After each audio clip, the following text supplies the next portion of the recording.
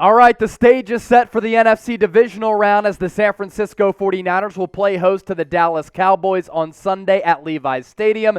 And coming up on today's show, the best preview that you'll find on the entire internet. But first, if you think San Francisco will take down the Dallas Cowboys in this matchup between two of the blue bloods in the National Football League, hit that thumbs up icon, like the video, and sit back and enjoy our preview.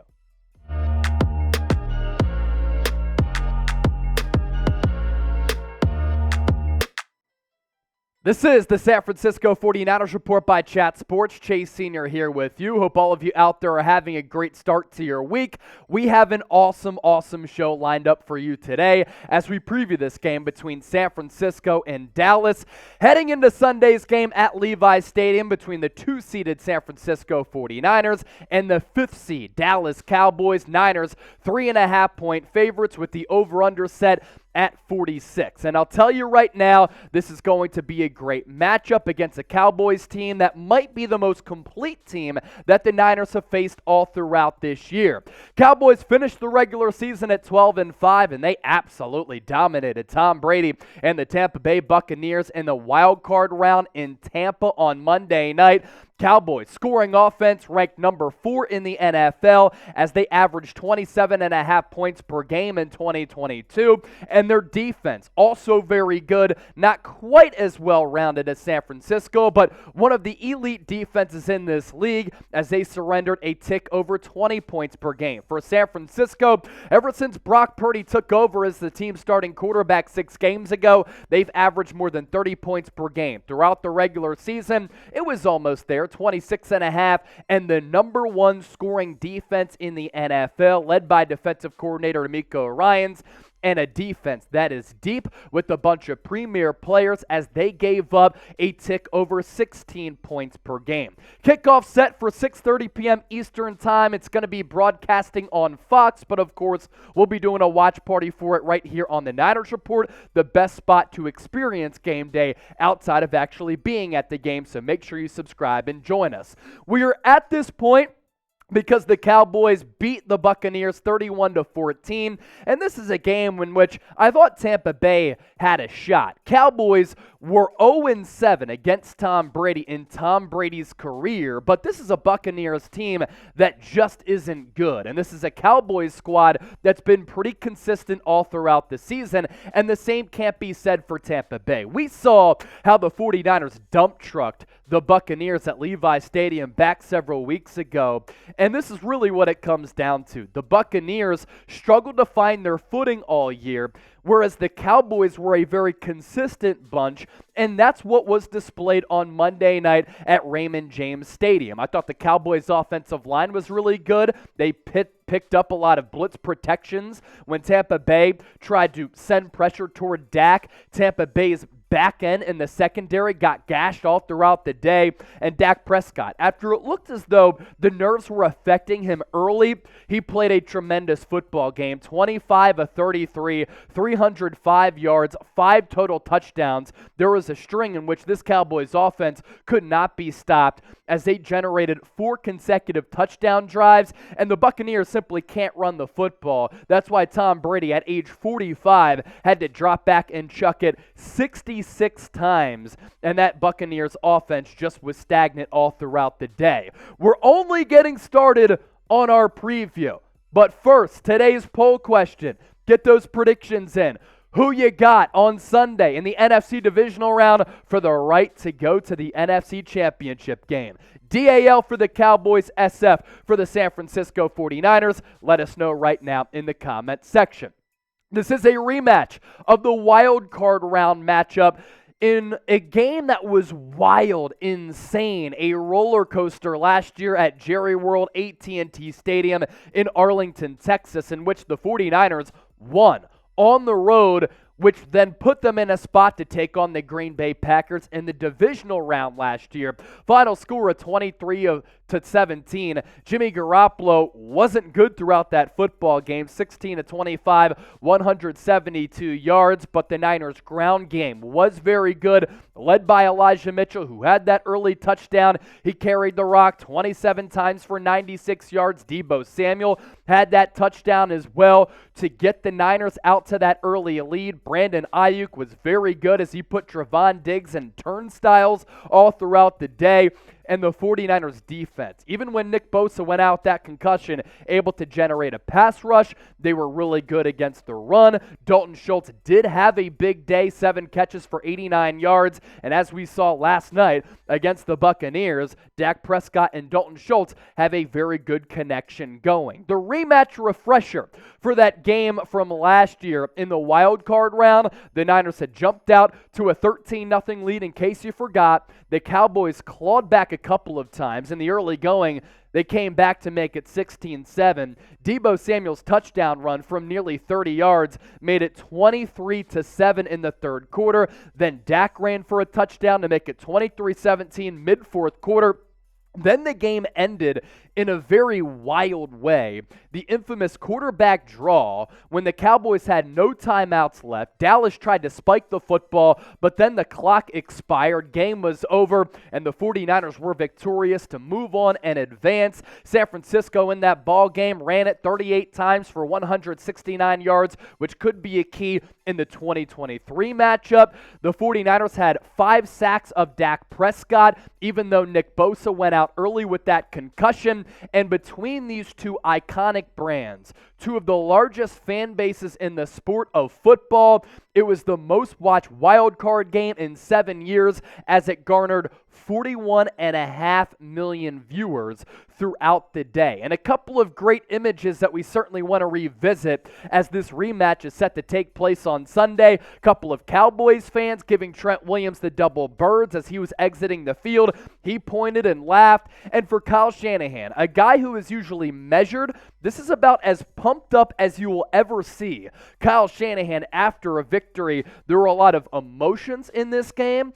The intensity level was very, very high, and Kyle Shanahan let that be known. This was, at the moment, one of the biggest playoff wins of his young career as an underdog going on the road to take down the choking Cowboys, and he was really pumped up after the football game. We'll get to this year's matchup coming up here in just a second, but first, make sure you subscribe for daily Niners analysis. Let's get to 76,000 subs by the time that this game comes around on Sunday. Lock us in for the best Niners content right here on YouTube. As for what we're going to watch for, some of my keys to the game heading into this matchup between Dallas and San Francisco, the 49ers are the most physical team left in the NFL playoffs and the most physical team in the National Football League. They have the edge there because the Cowboys enter with 2 days less rest because they played in this rare Monday Night Football game on ESPN. This is a Dallas defense that is very good, as evidenced by the earlier numbers that we showed you. They're fast. They can swarm, but this is also a Dallas team that isn't as good and isn't as fast on grass as compared to turf. Watch out for that on Sunday. For Brock Purdy, continue to play clean football. He's been able to do that for the most part, only throwing 3 interceptions as a starter so far in his last 6 games, all 6 starts. He's thrown for 16 touchdowns. Brock Purdy, the rookie, has to continue to play clean football. For the 49ers and for Dallas, avoid the back-breaking turnovers. I think this is going to be a game that is going to be closely contested. It could turn, it could flip, it could change with a turnover. The 49ers played a clean brand of football against Seattle, and that's why they were able to pull away, scoring 25 unanswered points during a portion of that second half. Look for San Francisco to really have a point of emphasis of keeping the pill off the carpet. For this 49ers defense, pressure Dak Prescott. Generate a consistent pass rush, because when you do that, you can force Dak Prescott into making mistakes. I also want to see DeMeco Ryans have multiple looks against Dak Prescott to try to confuse him. Dak only played in 12 games this year because of that thumb injury that he suffered in Week 1 in a loss to the Tampa Bay Buccaneers. But despite only playing 12 games, he threw a league-high 15 interceptions. For this 49ers defense also, you have to stop the run. There's no doubt that Dallas is going to look to run it, to set up the play action, to set up the pass game. Some of those easy reads for Dak Prescott. You stop the run, you generate a pass rush. That's how this Niners team and defense can be successful against Dallas. We already asked you to predict who wins. Now let's get a little bit more precise. Predict the score down in the comment section. Let us know right now. We love hearing from the faithful down in the comment section. Now, today's 49ers Cowboys preview is sponsored by Geology. 70% off of their custom skin and hair care routines. And Geology, a 16-time award-winning skin, hair, and body care company that's been recognized in places like Men's Health, GQ, and Esquire. They create simple and effective skincare and hair care routines customized just for you with ingredients that are proven to work. And right now, limited time only, as I said, they're hooking you up with an absolutely insane offer. Use our code CHATSPORTS70 at chatsports.com/geology, or use the QR code that we're going to show you here in momentarily, and they will give you that exclusive 70% off deal off their award-winning skincare trial set. Skincare shouldn't feel like a gamble, and Geology is the best in the skincare game. Geology puts an end to dark or puffy under eyes that I've been battling for a little while, helps you fight acne, reduce oiliness, prevents wrinkles, and gives you smoother, hydrated skin. I just turned 31. Some people say I look 25. I've been using Geology's face wash in the mornings, their dark and puffy under eye cream, and their retinol night cream before going to bed,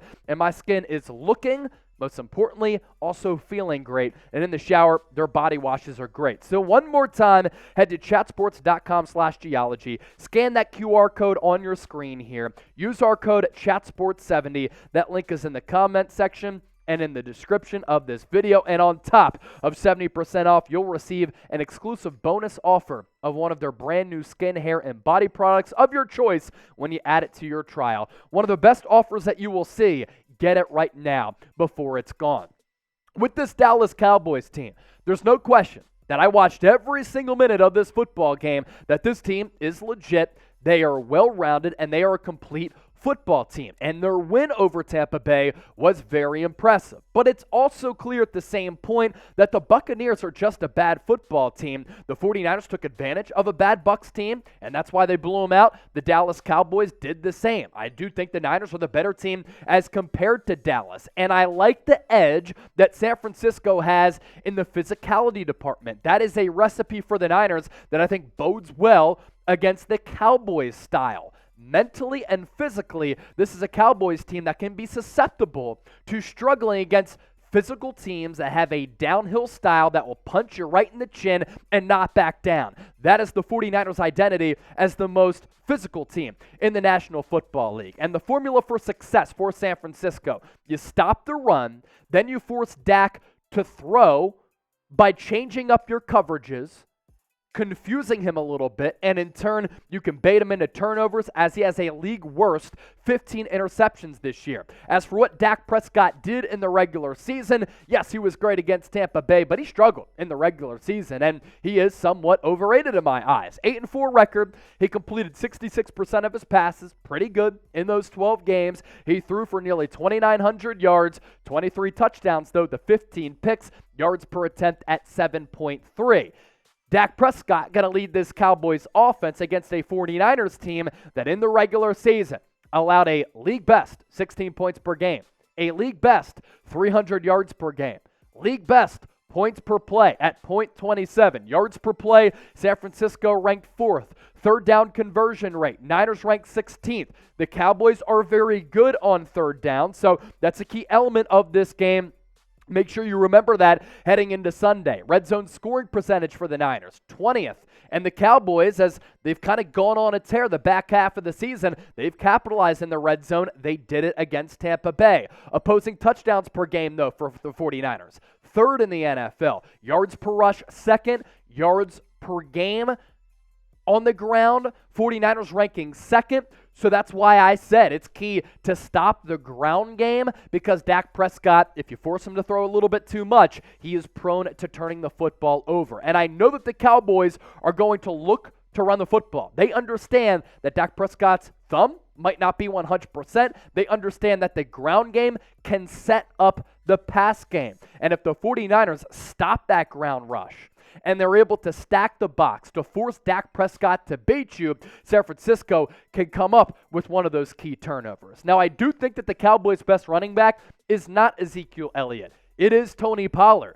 He looks fresher. He looks spunkier. He looks more spry. He's quick. He's more elusive. And he's just faster. 193 carries for him this year. 1,000 rushing yards when he had less carries as compared to Zeke's 231. Zeke only ran for 876 yards. You see the average yards per tote at 5.2 for Pollard, 3.8 for Ezekiel Elliott. Zeke is a very good short yardage back and very good around the goal line. That's why he has 12 touchdowns to Pollard's 9, and Pollard able to outgame him in yards per game. For the Cowboys receiving corps, they do have Michael Gallup, but because he came off that torn ACL, he missed a lot of the regular season. CeeDee Lamb is a really good player, eclipsed the century mark, had his best year as a wide receiver in the National Football League, compiled nearly 1,400 yards through the air with 9 touchdowns that led the Cowboys. Dalton Schultz is a very good and underrated tight end who went off against the Bucs. This 49ers linebacking core going to have their hands full with him, but I have confidence that Fred Warner, Azeez Al-Shaair, and Dre Greenlaw can get it done. And then Noah Brown, kind of a wide receiver, tight end, a little hybrid, 43 catches, 555 yards for him, and 3 touchdowns. Niners can have him on lockdown as well. Speaking of lockdown, if you go back to last year's wild card round, the 49ers had the clamps on CeeDee Lamb. He wasn't able to do anything in that playoff game. A big reason for that, Emmanuel Mosley. Charvarius Ward has to play better than what he did last week against Seattle, and Deommodore Lenoir has to play like he did against the Seahawks, against this Cowboys receiving corps. Another X factor in this game, and what this game could come down to, field goals. Special teams, field position, which is determined by some returns via the special teams unit. Contain Kevontae Turpin, really good player who can flip the field in a blink because of his elite speed. Also, field goal kickers and extra points going to be very important. We know that Robbie Gould has been good as gold in his postseason career. A perfect 25 of 25 in the postseason, and Brett Maher missing extra point after extra point, a record for the most missed extra points against the Bucs in that wild card round. Is it going to be shaken mentally? Hopefully. Levi Stadium, fans in attendance, make some noise to make Brett Maher choke as well. So those are some of my keys to the victory. What are your keys to a Niners victory come Sunday? Sound off with what you think down below.